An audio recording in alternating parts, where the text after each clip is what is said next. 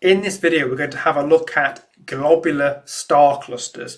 Now, there are a variety of different clusters of stars that you get in the universe, and one specific type is globular clusters, which we're going to have a look at here. We're going to have a look at what they are, their shape, what they contain, and how they actually form, and also where we can find them as well. This image here might actually give you a bit of a hint as to where we can actually find them. So firstly, what is their general shape? Now, it should be fairly obvious looking at the images. Their name even kind of gives it away a little bit, but they are basically almost spherical in shape. Now, they can deviate away from that if they have a gravitational encounter with something else, but they're generally spherical in shape. They're a collection of stars which can be more densely concentrated towards their center. So you've got some nice images here of two globular clusters, and you can see more stars in the center and it gets less dense towards the outer parts. So when you actually come to measure the size of them, there are a few different ways to do it. But firstly, it's worth noting that you can see from the images high concentration of stars towards the center, and then it decreases out. And that relates to how we're going to measure their sizes. So you can measure in a number of ways. One of them is you take the half-light radius, you take the tidal radius, or the core radius. So if we have a quick look at each one of those, and they'll give us a different size and why that's a different size. So the half-light radius is the radius that contains half of the total luminosity of the cluster. So if you look at the actual brightness of the cluster, half of that total brightness or luminosity would be contained within that radius. So it's the half-light radius. So if you've got more stars in the center, you'd expect then that to be more focused towards the actual center or core of that cluster. Then you have the tidal radius, which is essentially the total radius of the cluster. So any stars located inside that tidal radius are going to be gravitationally influenced by the cluster itself. So it's essentially the gravitational radius of that cluster. Stars inside are going to be gravitationally bound to that cluster inside that radius. So think of that as your mostly the total radius of the cluster.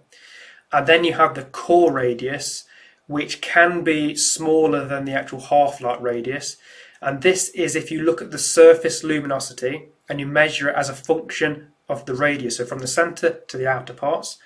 When that luminosity or the surface brightness decreases by a half, that would be where your core radius is. So there's a few different ways you get the radius.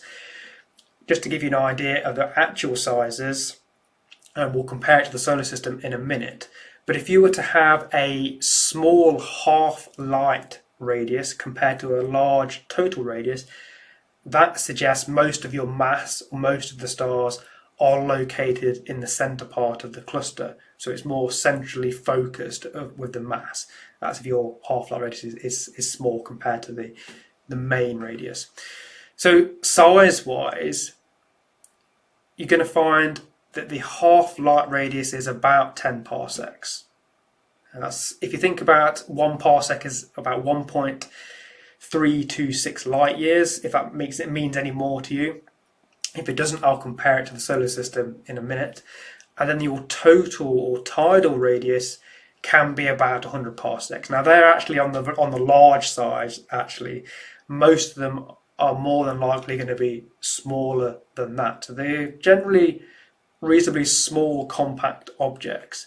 So if those numbers don't mean anything to you, then think about this in terms of the solar systems. Here you have the solar system, you have the planets on the left-hand side, and then you move outwards to the Oort cloud, which technically is still part of the solar system because it's gravitationally bound to the sun. So objects in the Oort cloud are what would be inside the tidal radius of the sun. If we think about it in terms of the cluster anyway.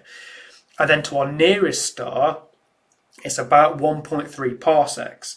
So you've got that central part of that cluster, which is not even 10 times the distance of the sun to our nearest star. But inside that distance, you're going to have an enormous amount of stars. So some of these largest clusters can contain upwards of 1 million stars. So that suggests that these stars are very close to one another. Much, much closer than we are to our nearest star to stars are generally to each other when they're in the galactic plane. So globular clusters are very densely packed clusters of stars, more so than anywhere else in the universe, really. Now, where do you find them? Now, should be obvious here, they're not found inside the galaxy. They are found orbiting outside of galaxies. And you can think of them as being satellites of the galaxy itself. So they're like almost dwarf galaxies that are orbiting around the outside of a larger galaxy. And they're typically found outside the main plane. Whereas the Sun and our solar system are actually in the plane of the Milky Way galaxy. These clusters are located outside of that and orbit in a different manner. Now, they're very old objects as well. So this is a timeline from the beginning of the universe to kind of where we are now as we go across from left to right. These clusters are about 13 billion years old, on average or thereabouts. They don't contain any gas. So these clusters and these stars formed around the time of the first stars that formed in the universe. So these are some of the oldest objects that we know. And they don't have any gas. And because they don't have any gas, they are not undergoing any new or recent star formation. So they are mostly populated by old red stars. And you've got an image there. You can see lots of red stars. Backs that up a little bit. But you can also see there's some blue ones, which is a bit of a problem. And we'll come to that in a bit later on. So no gas, which can collapse down to then form new stars, is the general idea. So the population should be old red stars. Now the interesting thing here is because these are some of the very first stars that formed, they are low metallicity. Now if you're not sure what that refers to, when we talk about metals and metallicity in astrophysics and astronomy, we mean elements that are heavier than hydrogen or helium. So not metals in the traditional sense, it's anything heavier than hydrogen or helium. So these stars would have formed when there was no heavy elements around, so they're very low metallicity. And that is normally associated with your older stars which formed early on, so again backs that up. Now there are a few different populations of stars. Population 2 would be your low metallicity one, so they're the first generation of stars that would form. They would go through their life cycle, they would end. I've given an example of a planetary nebula there, which is the end part of like solar mass stars. During this process, heavier elements are produced, and then you get the next generation of stars that would form in the remnants of that first generation of stars. And then you get your high metallicity stars. And that is where you're going to get your planetary systems forming as well. So heavier elements need to have been produced from the previous stars, the previous generation, which in globular clusters, you don't have that. It's still from the earlier generation, from when they first formed. So how do they actually form? Well, during the formation of galaxies, it's thought that you have lots of smaller clouds of gas which collapse, and as it's collapsing, you get the stars forming in them. Then you get like almost small dwarf galaxies that then collide and the galaxies slowly grow. Now these globular clusters are thought to be some of those dwarf galaxies that have formed very early on. And as the whole single cloud has collapsed, the stars have formed together at the same time. Now that then means that they should be of a similar age. So they've all formed together at the same time from the same cloud. You then get a very similar age for your whole population of stars in the cluster. So again, if you go to the HR diagram, which is a plot of the surface temperature against the luminosity of stars, you have the main sequence down the centre, and then you have your red giants or supergiants towards the upper right. And as they age, they move to the upper right part of the diagram. So you would expect globular clusters to populate that sort of area, and they should all have a sort of a group, which is a common group really because of the way they've actually formed. But you know from looking at the images previously that there are blue stars in there. Now these are known as blue straggler stars. They shouldn't really be there. There's no gas to form them. Blue stars are young. because as stars age, they get redder. Blue stars are also hotter. They burn through their fuel quicker, so they actually end their lives quicker. So again, these are old objects. They shouldn't have blue stars, but they are there. So again, if you go back to the HR diagram, these blue stragglers would populate a part of the HR diagram that is not consistent with the main population of a globular cluster. So they kind of stick out. They're odd. They shouldn't really be there due to how we know they actually form. But because they are bigger stars, they have higher surface temperatures, they won't last as long, but they will eventually age and become redder.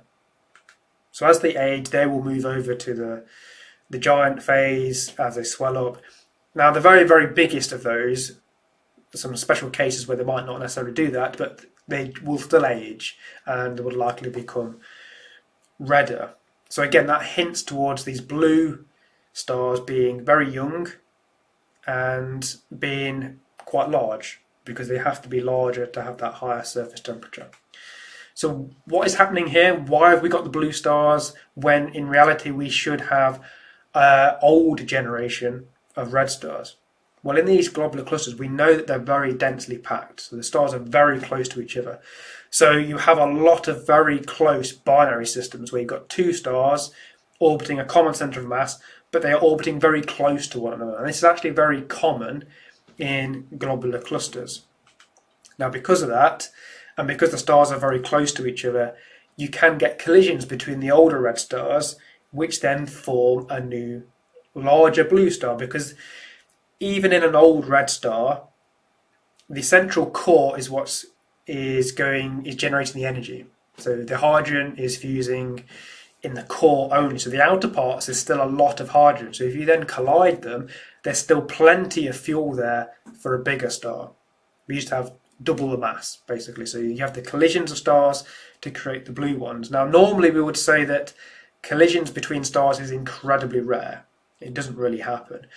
But it's a bit of a different case here in these clusters because they are so close to one another. Now, because they're close to each other, you have a few other things which are in higher ratios, or there's large populations of, in comparison to elsewhere in galaxies or the universe. And the first one is millisecond pulsars, which are incredibly fast rotating pulsars or fast rotating neutron stars, and have these jets at their axes, these magnetic axes that then rotate and sweep out. You have a lot of very, very fast rotating pulsars. You then also have a lot of X-ray binaries. So this would be where you may have like a neutron star, black hole, and then a companion star orbiting it, and the dense object like the black hole would be pulling material off its companion star, and then it would have these very high energetic jets coming from it, and it would be emitting large amounts of energy in the X-ray part of the spectrum. So we would then call it an X-ray binary. So we have quite a lot of these other exotic types of systems which they do exist elsewhere, but they're just not in such a high density compared to in globular clusters. Now, the interesting thing as well, lastly, is that planets. There's been no planets discovered in globular clusters. Now, there's a lot of stars, so we said upwards maybe of 1 million stars in some of them. No planets have been found there yet. So why might that be the case? Well, we know, again, that there's no heavy elements in these globular clusters. They are old stars, they're like the first generation of stars that haven't generated those heavy elements yet. So there's no heavy elements to form the terrestrial planet. So you're unlikely to even have the possibility of forming a terrestrial planet anyway in these systems. You may have like gas giants forming, or planets forming from basically the hydrogen helium, which would be present there. But if they did form, they're unlikely to be able to remain in an orbit around a star, because the stars are so close to each other. They will gravitationally disturb any planets in orbit around each other, and what can happen there is they can get ejected. So when they're destabilized, the stars close to each other, they will eject them out into space. They would then be known as a rogue planet.